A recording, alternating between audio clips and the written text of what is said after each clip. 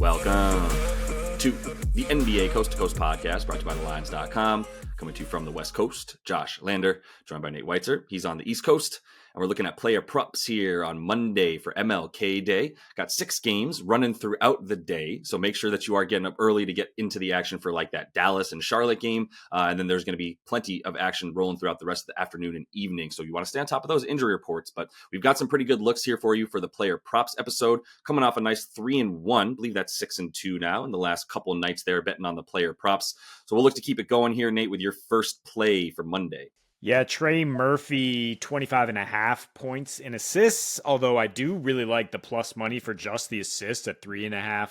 Either one I think is good here because basically what you're doing is selling on Zion just going nuts on a permanent basis. He's actually questionable now with the non-COVID illness, so that's why I moved this Trey pick up to say like, okay, this is even better if you bet it right now. Zion, who knows? He only played 23 minutes last game and goes absolutely insane. 24, 14, and 6 against this defenseless Jazz team. Trey's still solid, 19-5 in a team high 36 minutes. And he's just so essential to what the Pels do on both sides here. Getting him back in the last 4 has been crucial, and he's averaged 26 and 4.3, despite only shooting 31% from 3 in these last 4. He's a career 40% 3-point shooter at home, including this season. And the assists is something key here. I mean, he had 9 potential assists in that last game. Zion 11. Trey with the 3rd most passes on the team, right behind the point guards. So he's clearly involved a lot there, but I add the points because Utah has been getting lucky on 3-point variance, which is crazy to say because they still gave up 139 to this Pelicans team. But they're allowing the most above the break threes, most threes in general in the last 7, and teams are just shooting like 31% like Trey did. So I think, like as far as him assisting to other guys to hit threes, that could happen, but he might be on the receiving end of some of these. He might be scoring 25 himself. But the assists are pretty good because 20 players have had 4+ dimes against these Jazz in their last 7, and that includes Trey Young having 20 assists by his damn self. So that kind of tips the whole scale and shows you that a lot of guys can get involved in these games with the Jazz, which are just very good for stats, very good for overs. Yep. Keontae George going to be out there. Colin Sexton, top tier guard on ball defender. That doesn't seem to matter. It hasn't mattered since he got there for the Jazz. I haven't seen him. I mean, he is guarding the primary ball handler a lot on the other team, which is not Trey Murphy, obviously. So we'll probably see him on DeJounte Murray. Other than that, Chris Dunn ain't around anymore. They're just, Keontae and Isaiah. Look, Isaiah Collier, I'm gonna buy a jersey. I love Isaiah Collier. Assists, he doesn't have props up right now, but I'll tell you guys again what I told you last time. Take him over because it doesn't matter. He's still the point guard when he's on the floor with those guys. Not the best defender, not bad, but the point is there's nobody out there at this point that you're worried about limiting stuff except for Micah Potter, Walker Kessler in the paint, who will be down there, but that's not where Trey's scoring. Trey's going to be shooting threes. He's going to be getting into the lane and diming up. Love Trey Murphy so much. Let me go ahead and take Trey Young, though, on a similar play here, but I'm just going for the dimes, and there's no way you're going to get 9.5. So I'll just tell you right now, I got 9.5 at -137 on Caesar, and I'm very happy to drink the juice there and put 1.4 units down to win 1 full unit back.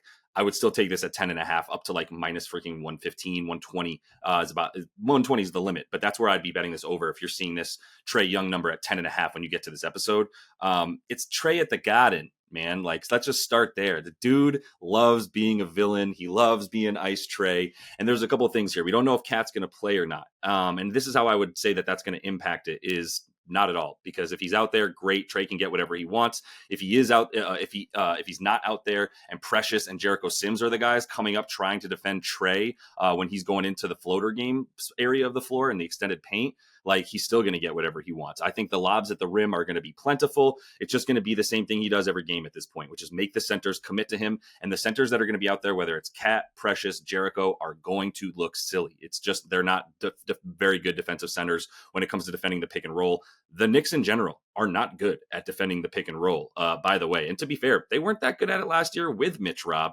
Now they don't even have anything close to a Mitch Robb. So the guys like Trey are just going to continue to feast. The points will be there for him. They're pretty pretty high, but I mean, the assist at 10.5, this is a man averaging 12 on the season. And you're coming up against a Knicks team that is still an overrated defense, like period, and bar none. The way that they're allowing guys into the paint is atrocious. It's a big reason why Knicks fans, I believe, are truly unable to like get into this team and sink their hooks into it and go, this is our team, because there's no Charles Barkley walking through that door, elbowing guys in the face. And that's what Knicks fans are looking for, is like defend that paint. And they can't. They just plain cannot defend the paint. Trey in his last 5 versus the Knicks, with 2 of those had Mitch Rob out there, 12 assists per game on 18 potentials. And that's the key for me, is I don't think he needs more than like 15, 16 potentials to get 10 or 11 dimes against this Knicks squad, who's giving up a ton of open looks. Their shot quality index on defense, if you do believe in that stuff, which I do, is that they're getting lucky once again a lot with those 3-point shots, because there's a lot of open looks for them that they're giving up high quality shots to the other team. They're middle of the pack limiting point guard assists. They're middle of their bottom 10 limiting point guard points off the pick and roll play. And that's just going to be what we see all day. So I think they're going to overcommit to Trey enough times that he's going to easily get about 12 assists in this game. Charles Oakley, I think you said Charles Barkley. Did I? Yes, Yeah. enforcing for the New York Knicks. But yes, bad, as we remember, the ever scary Charles Oakley. But no, yeah, I think, yeah, Trey. I mean, I'm not overrating the Knicks defense. I don't know. I don't know if you listened to the last segment, but I told you they're 28th in their last 9 games. They are absolutely terrible on the defensive end. And yeah, with Cat coming back at less than full strength, or Josh Hart potentially missing a game, that's not going to get any better here. So that's why I put money down on the Hawks as well as this, and I expect Trey to be a big part of that. And as I talked about in the other one, like Rockets over if Aman Thompson's playing, and I'm betting his props, and that's fine. If he doesn't play, we just get the stake back. But 23.5 points and rebounds seems like a very good number for this man, the way he's been on a tear right now. He sat on Saturday with calf soreness, but maybe that's just a rest day to prepare for his first full-time role in a matchup against his twin bro, who actually can't really stay on the floor because he's not an offensive threat, Ossair. And that's just led to Detroit just being a pretty bad defensive team. It's just like, who are your plus defenders? Like Tobias Harris and Malik Beasley are their best wing defenders, and other people have, on other teams and other situations, they've just completely scoffed at those guys being the stoppers. So they're not going to be great on the wing.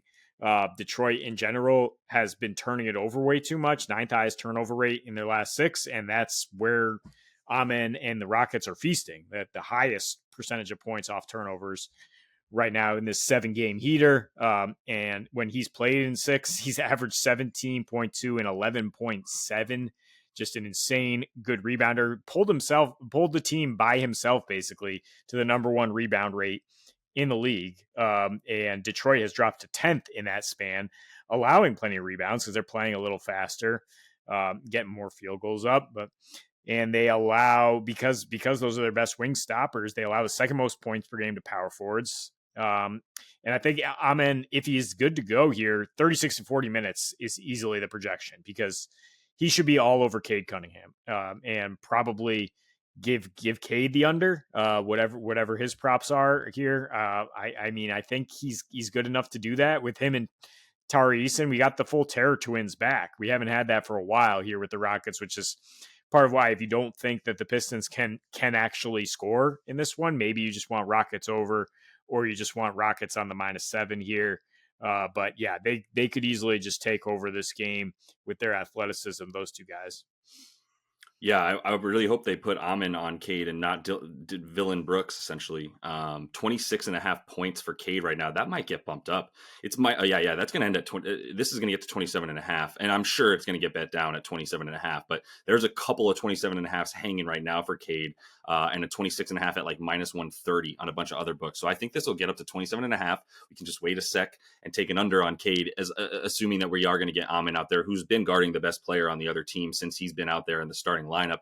And I really hope he doesn't ever leave it, that starting lineup, Jabari Smith or not. Like, please, let's do the right thing here and play the best player with the brightest future for this squad, because Amen is an absolute beast and doesn't get tired. All right, end of Aman's segment, but yeah, he's a great bet tomorrow. I'm going to close out my segment here with Nick Richards. What a debut for Richards there for Phoenix. Pretty easy matchup, I believe, in that first game for him. But so it's not quite Cleveland, but this is a Cleveland team now without Evan Mobley. So let's take the 18.5 PR for Nick Richards in this one. I took him in the last game on a double-double as well. We didn't have props up for him when we were recording the show for that last Phoenix game, but a double-double, and it was a Saturday game, but I wanted to get that in there for Nick Richards because we saw the quote from Bud and the staff on Phoenix as soon as they got Nick Richards. Like the moment they got him, they were like, the second that this man is ready to play, he's playing as many minutes as he can play. He's going to be our starting center, and he's not going to be playing anything other than full starting center minutes. And lo and behold, played 29 minutes in that first game for them on Saturday. Like I said, that was the Detroit game that they went up against. So not the hardest game, but it's not like Detroit's a cakewalk down low either, to be honest. And a team that he's played a couple of times already this season with Charlotte, but he's already ready to go. I can't see him playing fewer than 28 minutes moving forward. He had 21 points on 8 shots, but he went to the free throw line 9 times. He had 23 rebound chances in those 29 minutes. Last season versus Phoenix, 17 and a half points and rebounds combined, and 22 and a half versus Cleveland rather. In those two games, 17 and a half in 22 and a half minutes, with a much worse surrounding cast, obviously, with the Charlotte Hornets last year in those two games. But the key here is just minutes. And that's the key for Mark Will as well, who cashed for us on Friday with another damn near 2020 game, is like both these guys are good. Honest. I mean, Mark Williams is unreal, but Nick Richards is a good serviceable starting center, like a 12 and 10, 12 and 9, 12 and 8 kind of guy, totally capable of all of that. So I think he's going to continue to average about, like I said, about 13 and 8, 14 and 8. That's where we should see him at if he's at 8 shots a game. And he is the only presence down low that they trust. I mean, Iguodala is not a true center, is still the young rook. And then Mason Plumlee's Mason Plumlee, great backup center for like 16 minutes max a game. That's where we should have him. So I think he's going to have success against a Cleveland team that, yeah, of course they're good down low. They don't have Evan Mobley. It's going to be a lot of George Niang out there. So he and Jared Allen go at it. And I think as long as he gets the minutes, then he's good to go.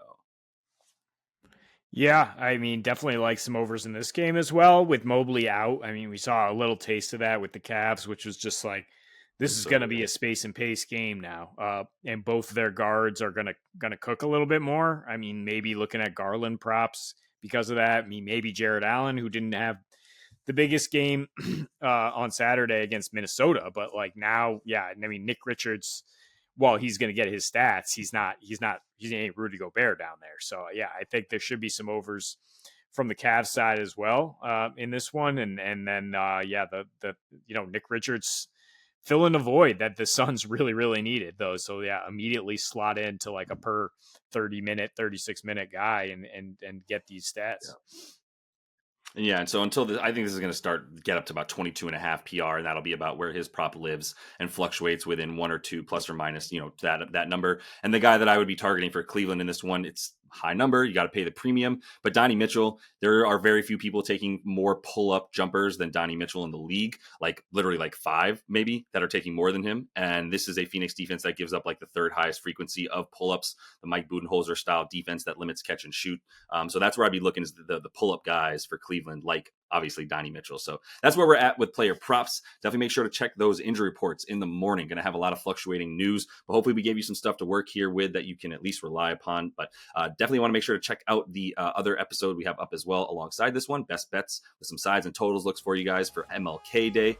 And until we see you next, happy betting.